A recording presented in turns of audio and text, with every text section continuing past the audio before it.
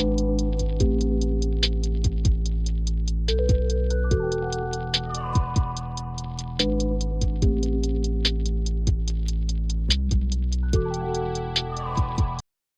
evening and welcome back once again to the We Are Marshall podcast.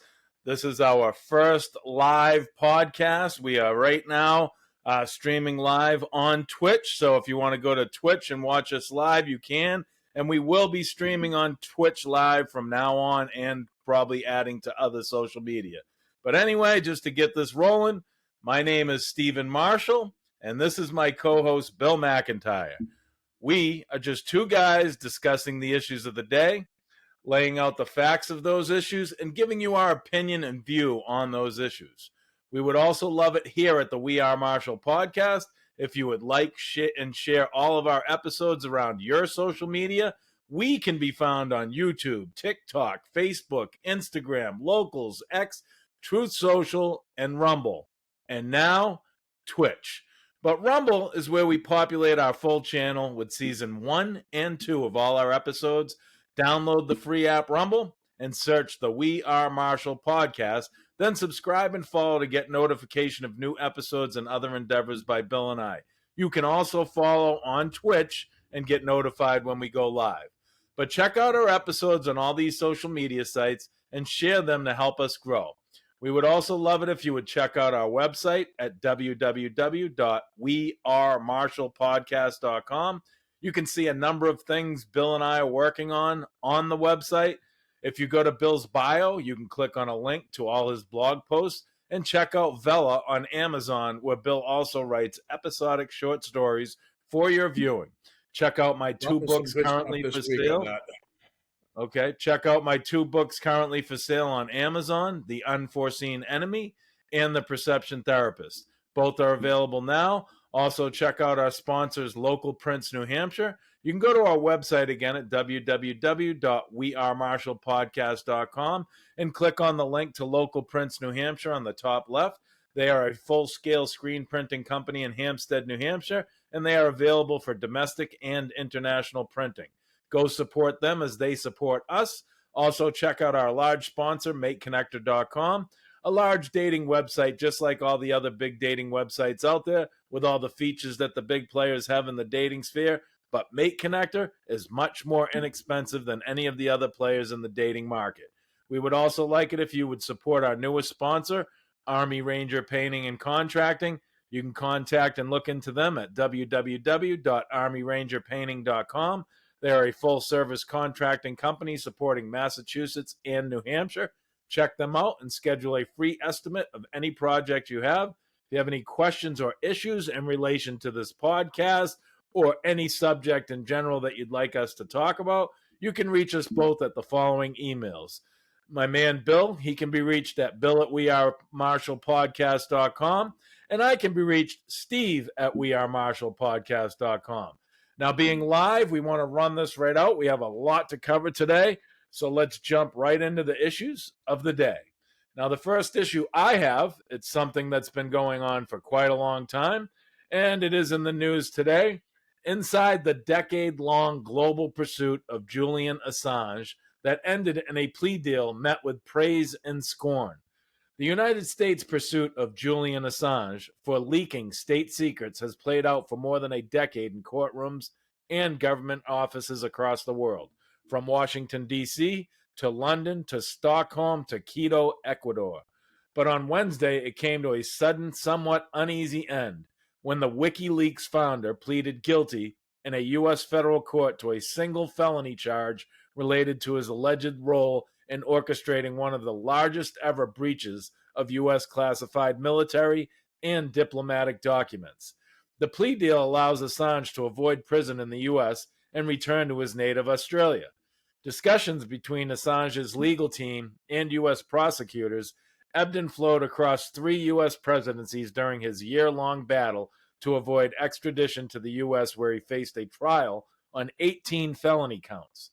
Australian diplomats brought up the plight of Assange every chance they got during the past 3 years of the Biden administration, a stark contrast to their behavior during the Trump years, when they largely avoided the matter due to concerns it could harm the broader bilateral relationship between the two countries, according to multiple sources familiar with the matter. That never came up in our conversations, said David Stilwell, the State Department Assistant Secretary for the Pacific region during the Trump administration. Not a word.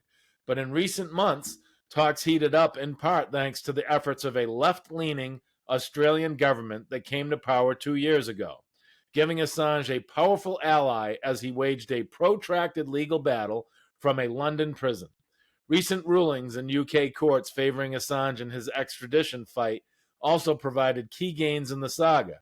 At a meeting in the Oval Office as part of an official state visit at the end of October, Australian Prime Minister Anthony Albanese raised the issue of Assange with President Joe Biden, suggesting that enough time had passed and that the case needed to be resolved. Biden and his team responded positively, but made clear they would not interfere with the Justice Department, according to people familiar with the matter. As recently as April, Assange's attorneys and the Department of Justice prosecutors held discussions about a potential deal. Assange insisted that he would agree to plead guilty only to misdemeanor charges related to his dissemination of U.S. classified documents. People briefed on the talks told CNN. That same month, Australian officials also wrote a letter to Attorney General Merrick Garland, suggesting the outlines of a potential deal, including having Assange plead guilty and being allowed to return to Australia, but also leaving open the potential of a felony plea, according to a person briefed on the matter. Biden told reporters at the time that he was considering a request made by the Australia Parliament in February for the Justice Department to drop the 18 felony charges brought against him in 2019. Inside the Biden administration, there was opposition from the FBI and some DOJ officials to any deal that didn't include felony charges. People briefed on the matter said some officials also pushed for Assange to be brought to federal court in Northern Virginia and face at least some U.S. prison time. In Australia, a senior Australian intelligence source told CNN there was distinction between the elected government's preferences and that of the nation's security services.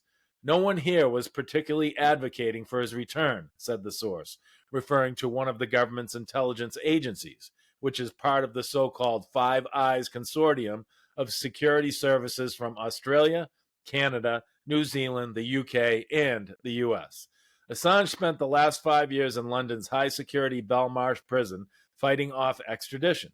He left the facility on Monday to travel to the Northern Mariana Islands for his plea hearing and sentencing before a federal judge there. U.S. prosecutors had asked the court for the proceedings to take place on the same day because Assange was resistant to setting foot in the continental U.S. for his guilty plea, according to a letter from prosecutors. A judge in U.S. federal court on Wednesday in Saipan, Northern Mariana Islands, accepted Assange's guilty plea and ruled Assange is entitled to a credit of time served at Belmarsh. You will be able to walk out of this courtroom a free man, Judge Ramona Maglona said. A May ruling by London's High Court that Assange could continue appealing his extradition appeared to change the trajectory of the negotiations, prompting the U.S. Justice Department and Assange's lawyers to renew their discussions over a plea deal. For U.S. prosecutors, the fact that Assange had already served 5 years at Belmarsh fighting extradition and the likelihood that a guilty plea for similar crimes would result in a comparable sentence within the U.S. added to efforts to try to seal an agreement. The White House said on Tuesday that it wasn't involved in the decision, but Biden's comments in April suggest they weren't putting up any resistance. Assange and WikiLeaks rose to international prominence after the site released massive troves of classified materials from the Pentagon and State Department that were supplied to Assange by former Army intelligence analyst Chelsea Manning. Assange allegedly goaded Manning into obtaining thousands of pages of unfiltered U.S. diplomatic cables that potentially endangered confidential sources, Iraq war-related significant activity reports, and information related to Guantanamo Bay detainees. Manning served about 7 years in prison for her role in the massive leak before leaving office. Then President Barack Obama commuted her sentence. Assange's hearing on Wednesday concludes what has been a years-long legal battle that stretched across the past 3 U.S. presidential administrations. The Obama administration believed that criminal charges against Assange posed potential First Amendment concerns because of the role major news organizations played in publishing some documents obtained by WikiLeaks. But the Trump administration pursued the criminal case after taking a second look at the federal government's investigation, eventually charging Assange with 18 counts that carried a max of up to 175 years in prison. Though he was unlikely to be sentenced to that time in full, when the charges were made public in 2019 of May, the Australians felt that they were in a sweet spot in terms of relations with the Trump administration. According to a source familiar with the relations at the time, they were planning a state visit for September 2019 and highly cognizant of the fact that Trump often let issues bleed into one another instead of keeping them separate. As a result, despite some internal frustration, they were not willing to risk the working relationship over Assange. Justice Department prosecutors may have brought the case against Assange under Trump, but not under Obama because Trump's first Attorney General, Jeff Sessions, prioritized investigating leaks of classified information, according to Adam Hickey, who served as a national security-focused official at the Justice Department under the Obama, Trump, and Biden administrations. Sessions' focus on national security-related leaks was probably one of the reasons why the Assange case had more traction, Hickey told CNN. Hickey said he was not involved in the Assange case when he was a senior official at DOJ's National Security Division from 2016 to 2023. But the Assange case was always going to present challenges for prosecutors. His background was unusual compared to others the Justice Department had charged under the Espionage Act or other counterintelligence and national security laws.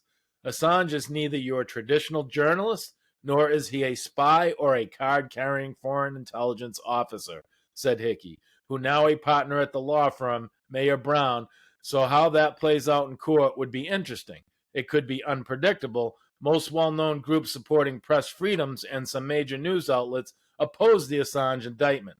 Some have argued that the case imperiled journalists, even if Assange didn't operate under the same rules or ethics that guide newsrooms. The Committee to Protect Journalists, Amnesty International, the American Civil Liberties Union, and other organizations that advocate for the First Amendment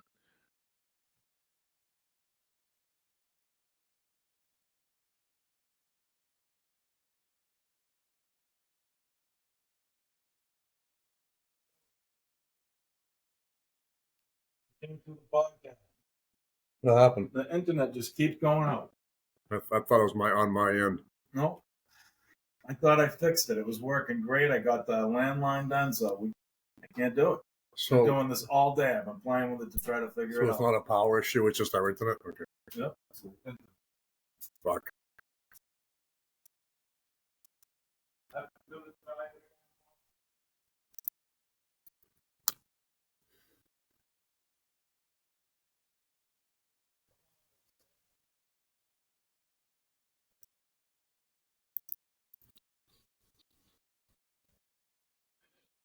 Sorry about that. We just had some technical issues, but we are back in play. And we are discussing the Julian Assange issues that just came into play when he just got a plea deal by pleading guilty to the charge. But as I was saying, with Stilwell under the State Department, he knew what he was doing when he did it, Assange. And instead of going through regular channels like the Inspector General, he did it his own way. He did it for himself, Stilwell said. The number of sources and methods we lost because of Assange is unfathomable. Releasing him sets a precedent and is wrong. He should rot in prison or worse. Others have nuanced view. Bradley Moss, a seasoned national security attorney based in Washington, D.C., told CNN the Assange plea deal avoids the significant constitutional implications that would have emerged at Assange trial, which would have happened at the federal court in Northern Virginia, where the jury pool includes people in the defense and intelligence sectors. There is no longer a concern that the presiding judge would have to determine the extent to which the First Amendment protects members of the media, who themselves do not hold security clearances from criminal prosecution under the Espionage Act, Moss said. adding that the past U.S. administrations have avoided touching this third rail. He also said that after Assange's dozen years in de facto detention, 7 years at the Ecuadorian embassy in London, and then 5 years in British jails in the eyes of federal prosecutors, there is no more blood to be squeezed from this proverbial rock. Now, I look at this thing, Bill, one way, just one way. You broke the law and you shared state secrets. Being easy on this guy is not a curious good what look. your thoughts on this were. I'm glad you're saying Yeah, this. it is not a good look, I don't think, to let this guy off at all. Because now what's this say to someone else that may do something like this? Oh, you may not get that much and hide out for a little while, and you might just get off. This is a bad precedent to set, I believe. This guy released a lot of information. And look at Chelsea Manning. She's the one that gave it to him, and she did time in jail. She did 7 years in jail. Yeah, he did 5 in Belmarsh, but he created this elaborate Wikipedia type thing, just so people know, called WikiLeaks, which was a bunch of state secrets of many countries. What do you say, Bill? Well, it's a complicated story. I just want to make sure I understand it correctly. The nuts and bolts of it is that he avoided U.S. extradition. He avoided trial in the United States, and this is what Australia wanted. They wanted the guy back, so they made a deal, and it was everybody's happy. Is that what I'm looking at here? Exactly. But not everybody's happy, as you heard. Right. Well, I think Americans should be unhappy, but I hope, if nothing else, I think that my issue here is just to extrapolate upon what you said. I'm not comfortable with this at all. I do believe in a free press. Donald Trump, one of the biggest criticism he faced in his entire administration was his treatment of the press. People criticized him for not wanting a free media, and although we know he's just trying to root out the muckrakers and the misinformation, that's what he came across as. Well, here's the thing. I got to ask, where does free speech, where does it end? Okay, because we talked the last podcast a couple of days ago about Trump discussing certain things and all that, in which he was insisted upon immunity because we discussed the aspect of state safety of from the top on down. Some things don't need, and as an American citizen, I'm actually comfortable with this, and people might laugh at me for that. We don't need to know everything because we can't know everything, okay? Because there are a lot of lives at risk. There are bigger pictures involved. Well, Assange, when he did all this, I don't know if there's a number to this, but he has to have violated so many protocols as far as locations of assets and different things, and jeopardized a lot of lives. I mean, you hear what happens when a spy gets outed.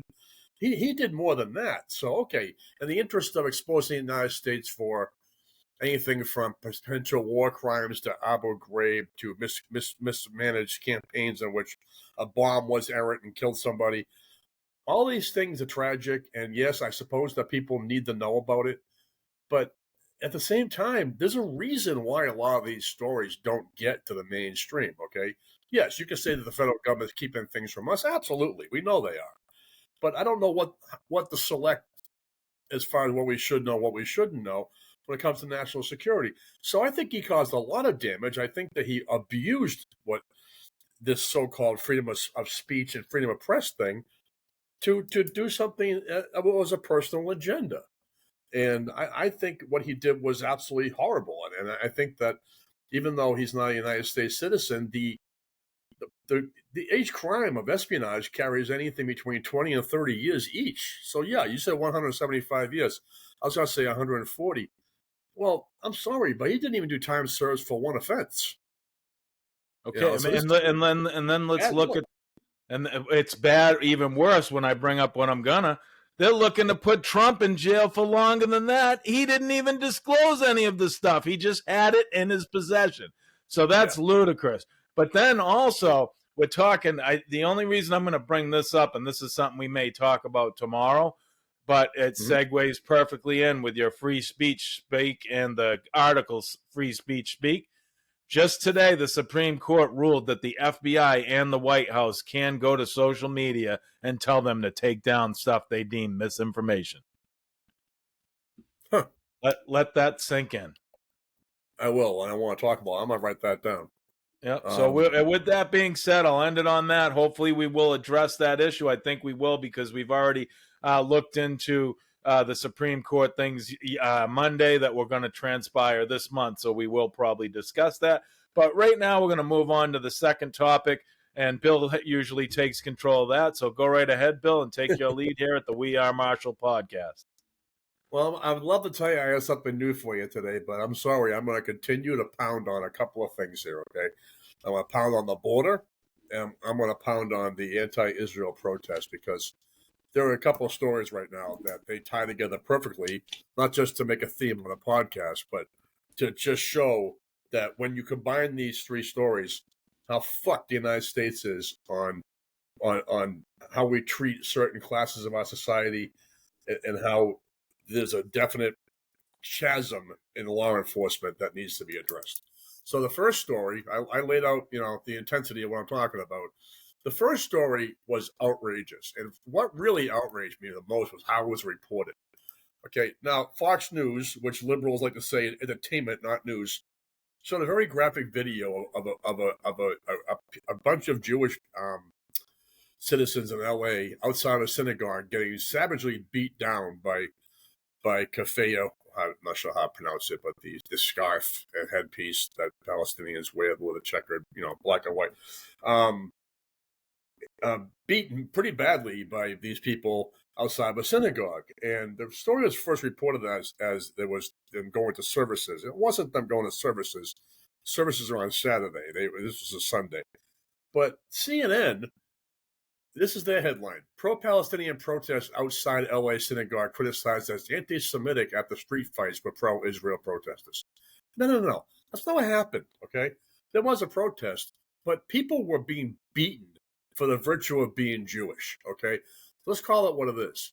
Other newspaper articles, other news outlets were a little more to the point and say that Jewish people were savagely beaten by pro-Palestinian protesters, shouting from the river to the sea and long live the Infantah, and some pretty hateful crap of what they were yelling at. But the story itself, the nuts and bolts of it is that, and I want to really dig down and find out what it was about because it was a Sunday.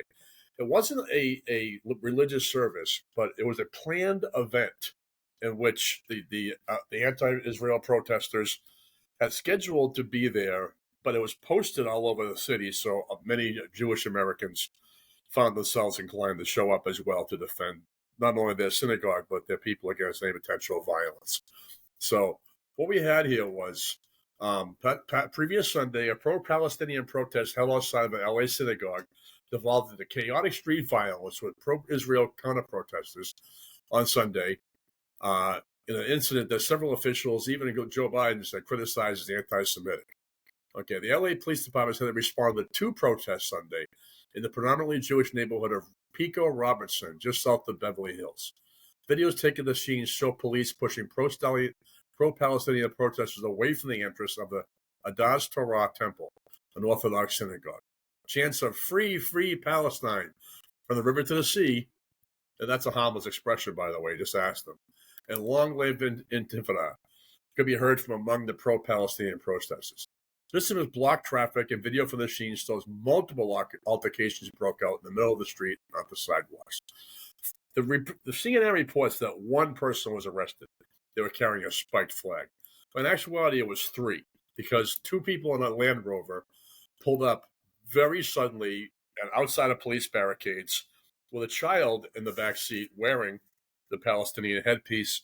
Police put them in protective custody because they were afraid that the vehicle was going to be used as a weapon. So it actually was three arrests that happened total. And on Monday, at a news conference, Los Angeles Police Department Interim Chief Dominic Choi said detectives are investigating all acts of violence. He said, while residents are okay to protest peacefully, violence will not be tolerated. So also, Karen Bass, the mayor of LA, said that she plans on meeting with the city's attorney's office, talk about the potential for permits to protest, the validity of people wearing masks, which New York is also looking into, Because let's face it, if you hide your face behind a mask, how brave are you really with your cause? And establishing clear lines of Call it what demarcation. it is. You're not even bravery. You're a coward. Let's be real. Yes, absolutely. Between what is legal and what is not. Bates said she will convene a meeting of leaders of houses of worship and cultural centers to discuss how to protect sacred spaces and keep congregants safe. And police will enhance their partnership with Jewish public safety organizations to review further threats. So as we know, protests around the Israel-Gaza war, and I'm going to talk about this in a second story as well, have become very commonplace across the U.S. since October. But Democratic officials sharply criticized Sunday's event for its violence and for taking place at an actual religious institution.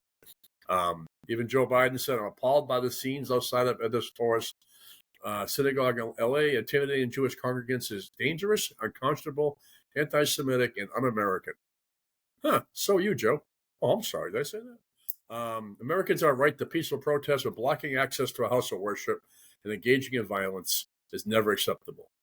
But in the videos clearly posted on social media clearly show from both sides shouting and physical confrontations with each other. And both Palestinian and Israeli flags were on display, and some people wore yarmulkes and keffiyehs. In one video, an egg was thrown at a pro-Palestinian protester, and bear spray, interesting, was also deployed. Another, protesters could be heard shouting, "Long live Palestine, long live Fatah," and used, which is, of course, the Arabic word for an uprising or resistance. So police eventually in riot gear, after several people were beaten pretty savagely on the ground by 4-on-1, 5-on-1, 6-on-1. It was pretty bad. Police cleared the area, but they are accused, if you will, of not necessarily acting as quickly as they should have. Of course, California Governor Gavin Newsom condemned the clashes in the post. There's no excuse for targeting a house of worship. He basically mimicked Joe Biden. But what we have here is that, what was it actually about? Well, it wasn't as religious, like I said, reported as worshipers, because, like I said, it was a Sunday. It was actually an event. And the pro-Palestinian protest was organized by Palestinian Youth Movement, which is a national activist group, in response to an Israeli real estate seminar being held at that very synagogue. Scores of protesters were there to protest what they thought might be a land sale in Israel or Gaza that was taking away, stolen land, if you will. So they had all kinds of signs. Zionism's got to go, and so on and so forth. But because the synagogue is located right in the heart of the area, Jewish community notices were highly shared, like I said before, a few minutes ago. So there was enough people to show up, dissipate against the violence that did happen. But it was organized by the event at the synagogue was organized by My Home in Israel, which is a real estate company that specializes in helping American Jews buy property in Israel. But like I said, even though the organization clearly stated that this was a sale within the bounds of Israel, perfectly legal, a lot of the protesters believe that this is inside the Green Line, which is the pre-1967 Israeli border, which was disputed territory since the 1967 war. So it's not clear whether the distinction between internationally recognized Israeli land and West Bank settlements, which are considered a violation of international law, though Israel disputes that, would really make a difference to the Palestinian, the protest organizers. On a digital flyer announcing the protest, one Palestinian youth movement member said the seminar promoted settler expansion. So this goes to the heart of the conflict itself. You have land disputes, you have territory disputes, you have issues of who has the rights, and all that. And religious, obviously, it's a religious component to it. There's a political component to it. It's an ugly situation. And these people set out to make sure that whatever event was going to take place that day did not go through. And that's really what it comes down to. So there's not a lot of talk about this, actually. But a lot of people really haven't been reporting on the stuff that I just presented to you, because I had to kind of dig for it. But like I said, this was about land. This was about, perceptions of what was happening inside that synagogue. And of course, is another symbol of how much this whole situation is seething, even festering, if you will. and how it seems like things are going to continue to boil until they boil over. There's actually brawling going on in the street. The stories are one thing, but the videos are quite another. I suggest someone to go online and just look them up. Don't go to Fox, don't go to CNN. Just Google images of LA synagogue protests with an S. It's not just one; it was two, and see what was actually happening. The second half of the story is a New York City Jewish family, and this is the headline: pummeled at a fifth grade commencement by attendees shouting "Free Palestine." So it was otherwise incident-free day in which a couple of students, now mind you, it's a fifth grade graduation. A couple of students wore signs on their caps and their clothing saying "Free Palestine," but it was pretty quiet. But outside, and what we have was an Arabic family chose a particular Jewish family and taunted them with shouts of "Free Palestine," "Gaza is ours," and the always peaceful "Death to Israel," as they yelled at this poor family. The mayhem erupted at PS 682 in Gravesend, New York, just after the school's fifth grade graduation, which was themed "All You Need Is Love." Interesting. Instead, the Jewish woman's husband was thrown to the ground by members of the other family. One man put him in a chokehold. Others grabbed his legs, they kicked and punched him. One woman repeatedly whacked him with the sharp heel of a black stiletto, the mother told police. "They targeted my family because we are Jewish," said the mother, whose 10-year-old twins witnessed the assaults. It must be nice for a couple of kids to see their parents getting beat down while someone's screaming "Death to Israel." I'm glad that didn't happen to me when I was growing up. The graduation event that was supposed to be joyous and memorable turned into a violent and traumatizing one. It was one of the worst outbreaks or outbursts of anti-Semitism in New York City public schools since the October 7th event, because it escalated beyond words, a city educator named Tuva Plaut said. We consistently warned that tolerating overtly anti-Semitic views would create a toxic environment for Jewish students and families and then lead to physical violence. Now it has happened. The mother, Lana, and her husband, Johan, a Dominican who is Catholic, recounted their horrific experience to the Post in frustration because the New York police did not classify the incident as a hate crime. But after the couple urged the police to reconsider, a spokesperson said Saturday the hate crimes units will investigate this incident. So, Steve, I'm going to open this to discussion. I think you know how I feel about this, but I'm going to ask you a question on how I want to open this discussion. Would these incidents be taken more seriously by all concerned if it was another ethnic group? Maybe, without a doubt. Without a doubt. Black on white, even white on black. I mean, white on black, black on white. Would any of this be different if they weren't Jews? If it was any other racial issue other than Jewish, yes, there would be uproar. The NAACP would be involved. The Civil Liberties Union would be involved. They would be out in the streets, right? Yeah. Yep. But the thing that I see is here we got the Palestinians. Why are you putting yourself in front of a synagogue where you know it's going to cause a problem? We do not see Jewish people going in front of mosques and doing an equivalent thing. So the bottom line that I look at, Palestinians are being attacked as well in this country. Okay, so we've got to lay that out there. There have been some very awful things transpiring to them, just as they are happening to Jewish people. And why it's carrying over like this in this country and no one's taking control of it. That we could say Muslims, absolutely. Yep, is a big problem with me. Yes, it's over there. There's a war over there, but things should not be carrying over here and people instigating things by going in front of synagogue or going in front of mosque or attacking someone just because we are supposed to be above all this. Those people come to this country to be above all this. Not just exactly, not just the Palestinian people, but the Jewish people as well. So we've got to come to meet somehow where these people can understand that, yeah, these issues aren't transpiring here in our country. They are happening over in the Gaza Strip and Israel, but they're not happening here. And maybe if they get together here, they can come up with a solution here that can help over there, because then they're not dealing with the heinousness that they are over there. So, I mean, it's a good subject. I always like these to be discussed because it does show the hypocrisy, as you pointed out, between this religion or ethnic group and every others. All the others. It would be different, especially under a Democratic president with Joe Biden and his administration. Well, yeah, I've always wondered why the Jews weren't conservative, but apparently Jews tend to align themselves as Democrats. Um, every Jewish person I know leans fairly conservative, so I was surprised to learn that.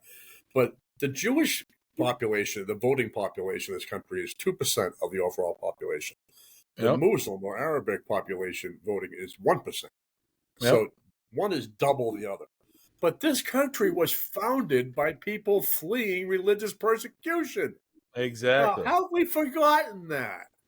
The Quakers came over here to practice their religion as they want to. Everybody comes to America to practice their life and find a way to be American and still hang on to that which they love about their ancestry, where they come from. Don't try to convert. This is another subject. Everything around you to where you come from. The old joke is you left because of the shithole, but you make it where you are another shithole. That's not happening. What people do is they Americanize, they blend, but they put a little piece of their own heritage, a little stamp of it on there, okay? But this is nothing but pure hatred. This is pure division. This country is about getting past all of that. And you're seeing in all these cities, people, it's almost like they're being forced, like it's a giant simulation in which a couple of evil mad scientists are over there probing a couple of rats with different signals and making them fight. It's absolutely amazing to me. It's not even making them fight. Part of the problem is the Muslim community. Let's look at Dearborn, Michigan. They do not want to assimilate to the United States or Western ways. They hate our ways, yet they want to come here. Okay, so that's the problem we run into with assimilation. We have that with other ethnic groups, but not as rampant. They want to bring Sharia law to this country, which nobody in this country, legal system. They do. Nobody in this country is ever going to go for that. But good stuff, Bill. We're going to move on. Good theme there. And to my next story here at the We Are Marshall podcast, I did speak of a Julian Assange. He was a rogue person out there, like I said, with intelligence information. Now we're going to move to another one. I figured keep it the theme. And this one, many people probably have heard more recently of, and it's Edward Snowden. A decade on, and Edward Snowden remains in Russia, though U.S. laws have changed. Edward Snowden's family traces its role in national security to relatives who fought in the Revolutionary War. Snowden assumed he'd be engaged in similar work as well. But as a contractor for the National Security Agency, working at an underground facility in Hawaii in 2013, he witnessed the mass collection of electronic data on American citizens, and he thought it was wrong. We had stopped watching specific terrorists, and we had started watching everyone just in case they became a terrorist. And this was not something that affected just people far away in places like Indonesia. This is affecting Americans, Snowden said in a 2019 interview with NPR from Moscow, where he's been living for the past 10 years. A decade ago, many Americans were still exploring the technological wonders of cell phones and other electronic devices. Few were thinking about how governments or private companies could monitor citizens on the devices. Then came Snowden's revelations. Snowden copied files of the NSA's top secret surveillance programs and fled the U.S., sharing the highly classified information with several Western journalists, including Barton Gellman, formerly of the Washington Post. I think Snowden did substantially more good than harm, even though I am prepared to accept, as he does not, that his disclosures must have exacted a price in lost intelligence, Gellman wrote in the 2020 book, Dark Mirror, Edward Snowden, and the American Surveillance State. Gellman portrays Snowden as a loner, filled with zeal and a black and white worldview. He describes Snowden as precise and accurate most of the time, though sometimes prone to self-aggrandizement and exaggeration. U.S. officials still describe Snowden as a traitor. Meanwhile, many in the national security community, then and now, regard Snowden as a traitor. Most all say he should return to the U.S. and face the criminal charges against him. He's clearly an individual who betrayed the trust and confidence we had in him. This is not an individual who is acting in my opinion, with noble intent, said Keith Alexander, the NSA director, when Snowden leaked the files. What Snowden has revealed has caused irreversible and significant damage to our country and to our allies, Alexander told ABC shortly after the breach. When Snowden felt he was about to be detained in Hong Kong, he flew to Russia. His final destination was Ecuador, but the U.S. government canceled his passport and charged him with violating the Espionage Act. Those charges still stand, and Snowden's been in Russia ever since. He received citizenship there last year. Still, Snowden provoked a fierce debate over government surveillance, personal privacy, and the power and perils of technology. New laws and a move to encryption. In the years that have passed, we have seen the laws changed. We have seen the programs change, Snowden said.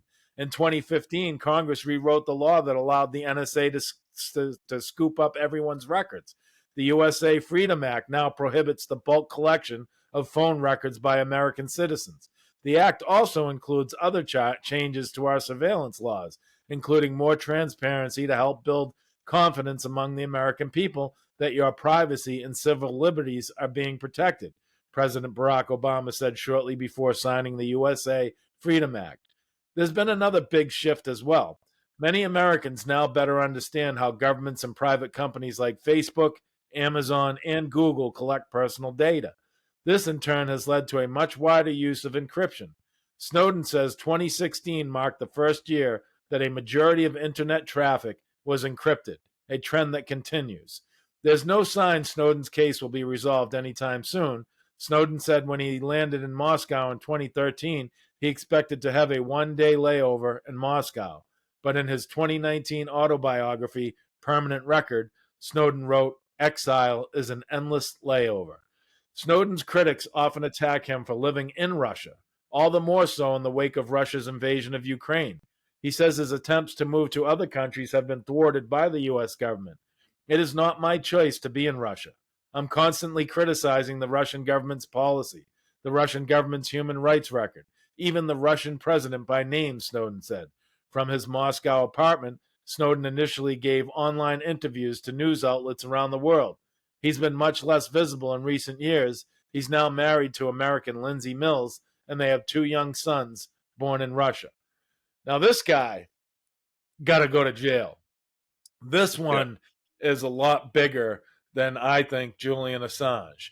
He actually did the act, what Chelsea Manning did, and then released the info like Assange did. So he's the two of Chelsea Manning and Assange all in one.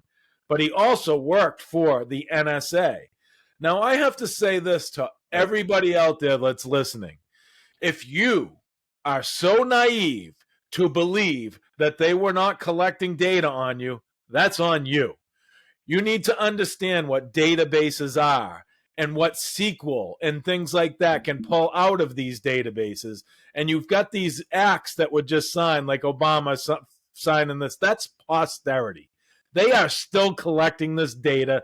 Don't you ever forget that. Because the bottom line is, it is important to make sure we don't have terrorists in this country. And unfortunately, our rights and some of that are going to be stepped on and trotted over. But the bottom line is we've got to keep ourselves safe. We are in a different time. Me, myself, I got nothing to hide. So if they're listening to my phone calls, they're going to go right on and move on because I don't do anything that's terroristic or want to hurt anybody in this country. The reason for this podcast is not to hurt the country, but to help the country and make it better. And Bill and I are pretty fair on either side. We will look at both sides. We are independents. We do not follow a party. We follow outcomes. We want outcomes that are going to be good for this country. And someone like Snowden blowing the whistle on this to make this thing bigger than it was terrible because I always knew they were collecting this, and I'm pretty sure you did, Bill. So what do you think about what's going on here still with Edward Snowden? Well, I just want to take a second before I forget. You brought up a great point, okay? If you're not doing anything wrong, what are you worried about?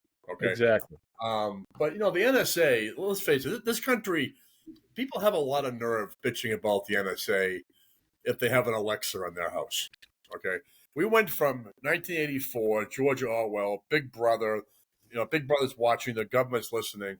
Say, hey, hey Siri, hey Alexa, give me a recipe for chocolate chip cookies. Okay, we have opened our homes to surveillance. Americans are tragically not worried about what people are gathering on them. I mean, it isn't just when you say, hey Steve, I'll see you later. I'm gonna go buy a belt, and then you pick up your Facebook and there are 33 advertisements for belts. Exactly. Yeah.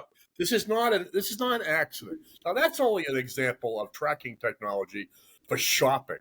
Okay, but it all started with George Bush and the Patriot Act. The Patriot Act was billed as a protection for Americans, but what it was more latitude for government agencies to listen in on people without warrants. What it was, okay? So now you can take anybody. On that subject right there, let me just ask you a question.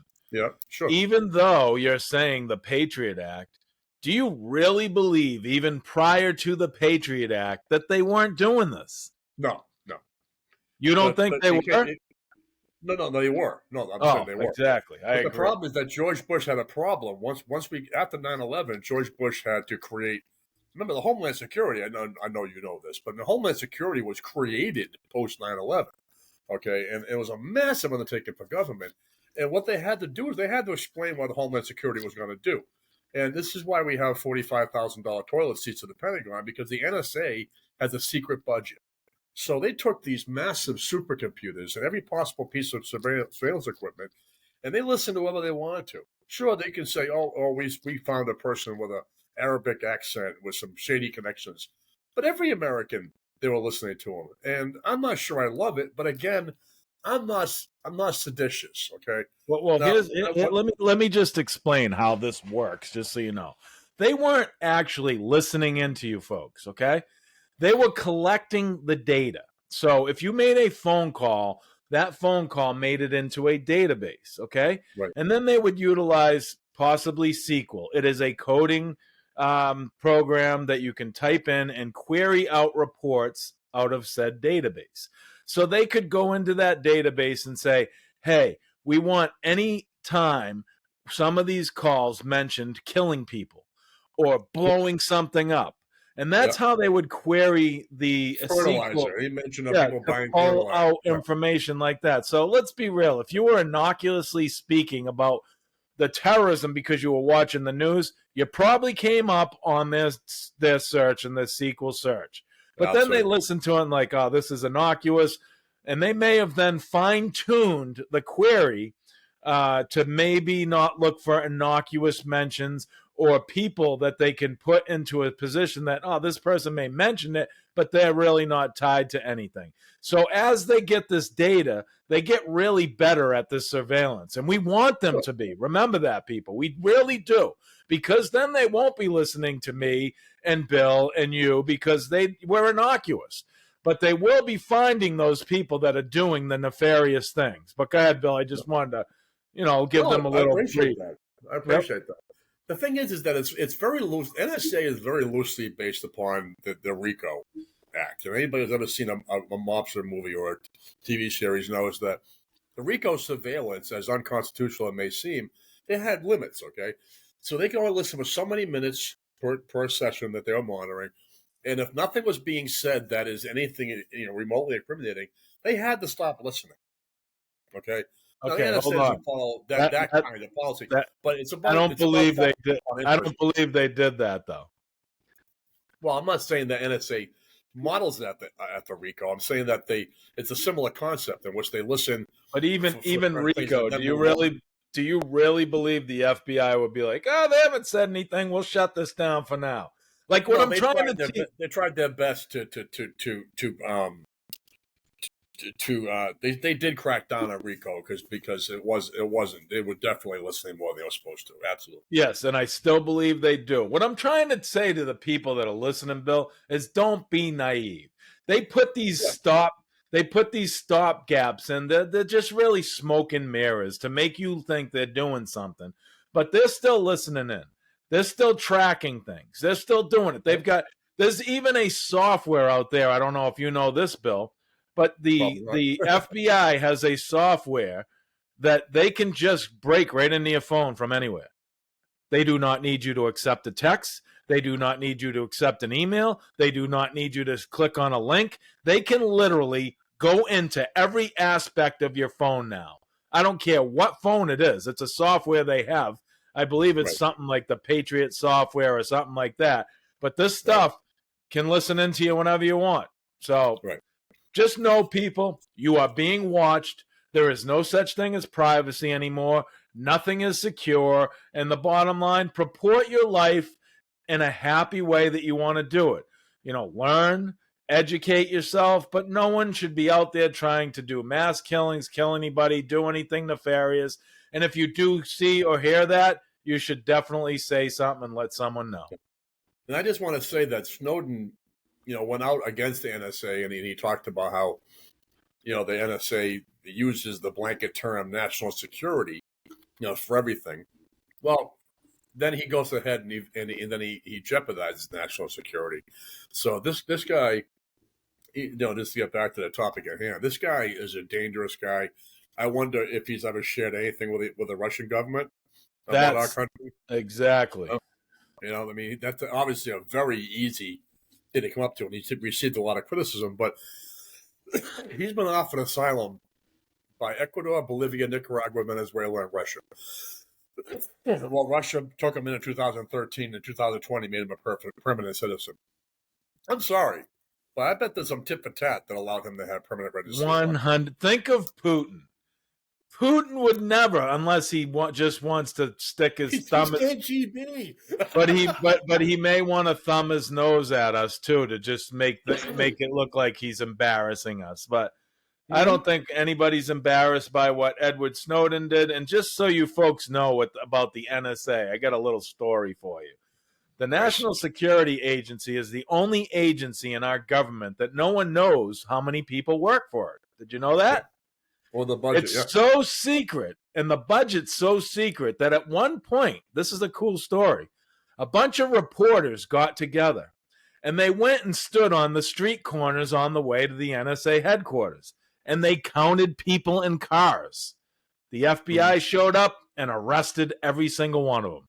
That's how secretive they're going to keep that organization, even with journalists counting cars. Just a little tidbit of information. And when you see things like that, people, again, let's lose the naivete and just know nothing's secure, nothing's private. They know everything that's going on. And this is what we want them to do, because I want to live a good life. I want my daughter to. And we're just here sharing information with you that will keep your eyes open and educate you on these topics. Talk to an FBI agent about how many times we've thwarted threats against this country since 2001, okay?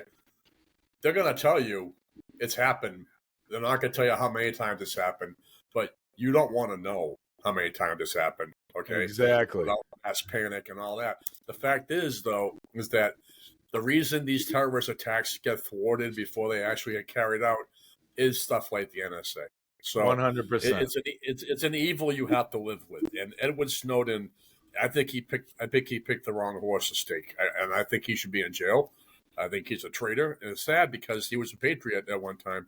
He felt obligated to be a soldier. He went to Ranger school.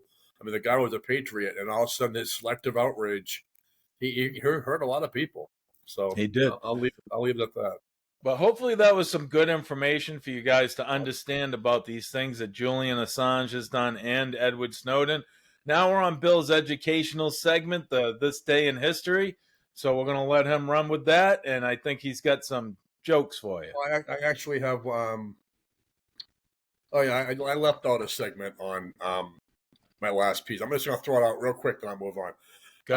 We talked about the law enforcement, and the lack of law enforcement against these protests. Did you hear that DA Bragg is actually going to not prosecute almost every single one of the Columbia protesters? Oh, yeah, I heard that just the other. Same with Harvard. Yeah. All the college people that broke into buildings and did things, not one of them will be prosecuted. So we're over here calling for law and order, right? What kind of precedent is set you can take over a building and nothing's going to happen to you? They don't have proof. And I'll leave this at one last thing.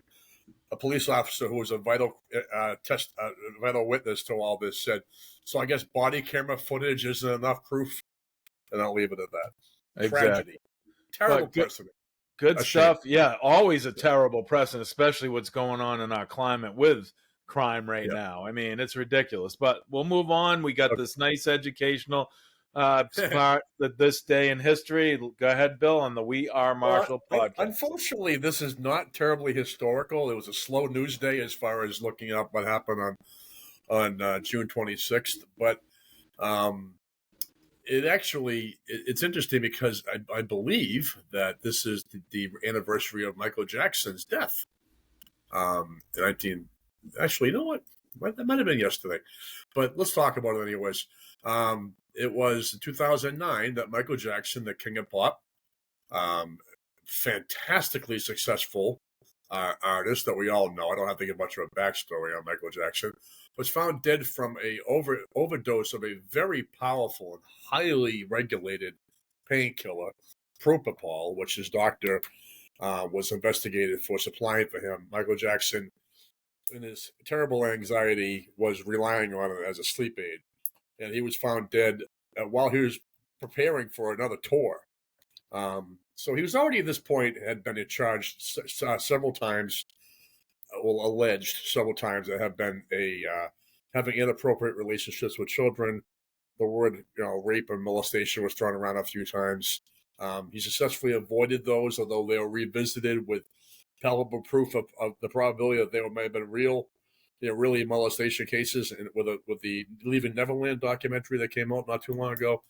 But the story of Michael Jackson was he was about as big as it gets. Some 30 million people watched his funeral. It was one of the most televised events besides royal weddings, and it was massive. It's really a tragedy, his career, if you look at how it was. By the time he was 20 years old, he was into plastic surgery, and he was so reliant upon his assistants and servants that it was rumored that he actually couldn't go to the door alone without having a massive anxiety attack. It's a very sad story.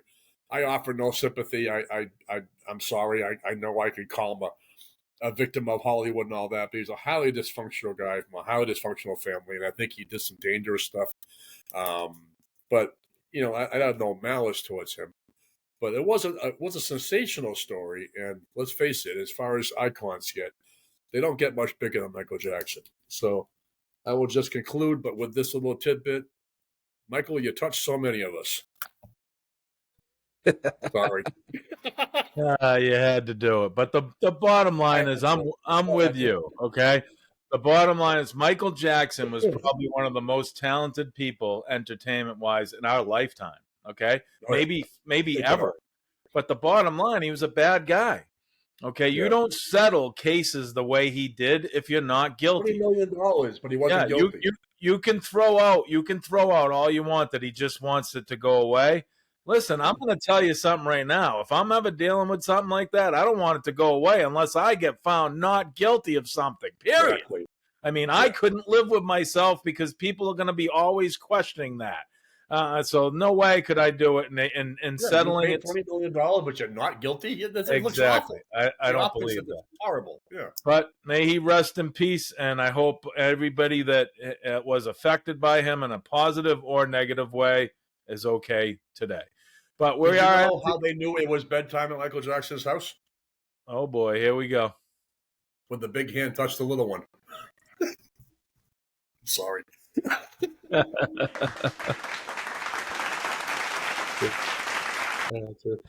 Bill's got probably plenty more jokes for you if we continue to go on the Michael Jackson. We will park the brakes. We're at the end of the podcast. I always end the podcast with a feel-good story, human interest, technological breakthrough, or some healthcare breakthrough.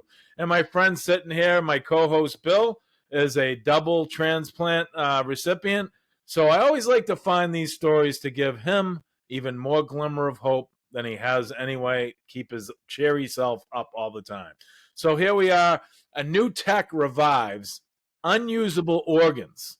10 successful transplants use kidneys that are normally discarded. So new technologies are often referred to as life-changing. But that phrase quite literally describes the work that 34 Lives is doing for those awaiting kidney transplants. The team's innovative technology revives kidneys that might be otherwise rejected for considerations by transplant surgeons. The team's tenacious desire to save lives has resulted in 10 successful kidney rescues and 10 lives saved, and they are just getting started. More than 120,000 people in the U.S. are waiting for a life-saving organ transplant, and most of them are waiting for kidneys. When a patient joins the organ transplant waiting list, years can go by before a donor match is found.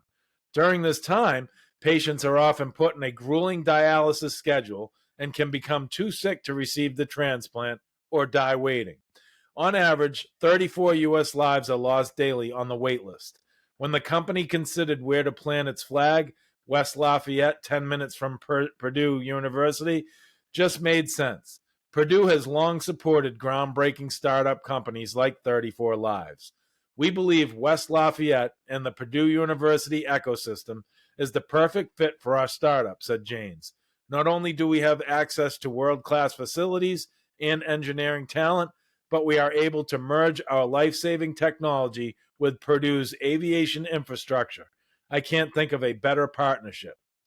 30% of kidneys recovered for transplants are discarded before they ever reach a recipient. Those losses are not only devastating for those on the wait list, but also for the families who hope their loved ones could save a life. The whole mission around 34 Lives is centered around ensuring donated organs can save a life as as it was intended, said St. Jean. To ensure we can save lives and honor the wishes of donors, we needed a holistic ecosystem to work from. A perfectly placed facility could change everything. That's what 35 Lives found at Purdue Research Park. Just minutes from Purdue University, the Research Park is one of the largest university-affiliated incubation complexes in the country and unites discovery and delivery. The flexibility of space in the Research Park meant the team could custom build their own organ rescue labs, 2 operating rooms where kidneys are revived and immediately sent out the door for transplant. The most critical piece of the kidney-saving puzzle is time.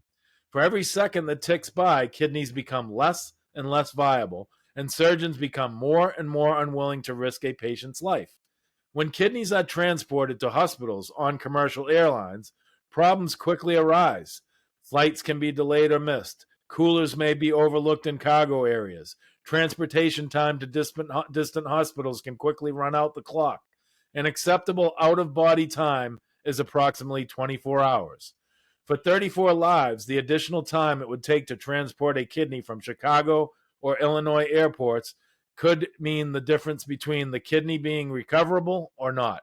In fact, St. Jean confirms that if the team hadn't had access to Purdue's regional airport, their 5th successful kidney transplant wouldn't have happened. Opportunities for first-class collaboration continue to expand with more high-tech companies taking note. For companies like 34 Lives and their patients, that connected ecosystem is everything. With every kidney revived and every life saved, 34 Lives brings us closer to a future where no patient dies waiting for a transplant. The partnership with Purdue University exemplifies the power of collaboration and shared purpose, proving that when brilliant minds come together, world-changing solutions can become reality. Now, I saw this story, Bill, and I know we had some conversations about the process you went through.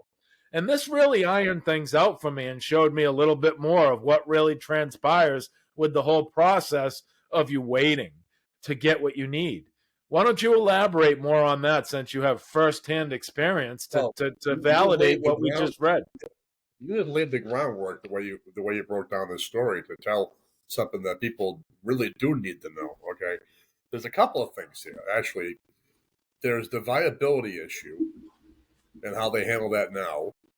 Then there's the wait time, and then there's dialysis itself. Okay, now I had to undergo testing every 2 years. I had to have my bladder tested. I had to have my overall health was.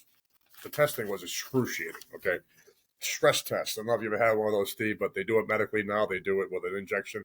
Makes your heart beat to the point you think your heart's gonna explode out of your chest. Bladder tests, prostate tests it's awful. And I was on dialysis, and I got real sick. And I was doing what I could to be available when they called me, but the dialysis itself was killing me. I weighed 185 pounds. I had no energy and all that. and I was doing everything I could to remain healthy when I got the call, because they can reject you if you don't.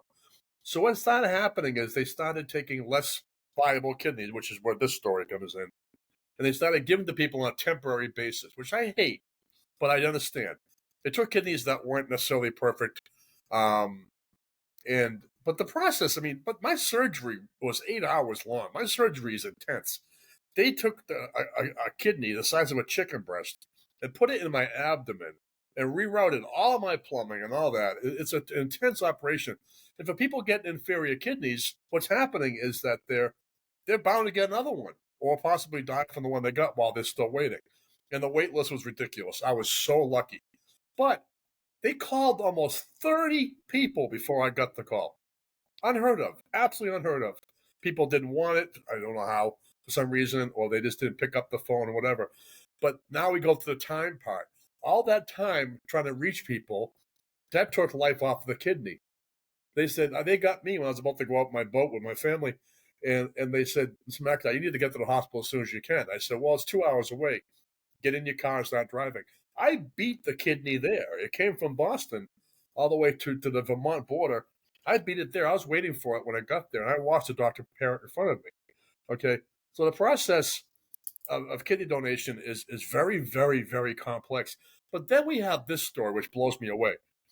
My organ was about as perfect as it gets. It's been functioning at a perfect level since the second they put it in almost 3 years ago. And my health is excellent. And my doctor said, you have an exceptional transplant. And I had to ask him why he kept saying that. He said, because you weren't supposed to get it. And I said, why? He says, it was supposed to go to New York. Do you realize that New England is lower on the priority list than New York is? I was amazed by that. They were going to give me an inferior kidney and let this kidney go someplace else to somebody because they were in a better, more desirable area. So the process is broken. So this whole thing about location and being ready, and then increasing viability, time is of essence. All of it is of essence. This is such an amazing story, Steve, that couldn't hit home more than if you hit me in the face with a bat. Okay, this is just absolutely. Well, just for the record, I did think about hitting you in the face with a bat. Well, no, you do every day. That's okay. I understand that. I got some level deserve it. I mean, I had to bang you out a bat thinking it was good. But I love how you laid it out. That's why I did this story, Bill, because I like seeing these. It's a really good story, but I knew you could give some real in-depth information to it and, jump piggyback on the story and say the reality of it. The politics of it. Yes. I don't know if they mentioned in the article, but there's politics involved. To think that because of where I lived, I wasn't considered to be as needy as somebody who lived in New York City. This is why they gotta fix the registry. They make it so hard. It's like adoption. You got all these kids that need to be adopted, but they make it so goddamn hard that people can't adopt. Okay. Well, if you need a kidney, then stop making it so fucking hard to get one. Well, now with things like this and other stories we talk about, to me, the future looks bright, and it will probably get easier and better. Well, it affects me also because I have to wonder what happens if I lose my second one. Exactly. So the more they talk about new ways to extend, to cure, to replace, to regenerate, that's all nothing but good news to put in the bank for me. So, well, glad to hear it, and that's the end of the podcast. We hope you liked Bill's story and that. We hope you like the content that we provided you.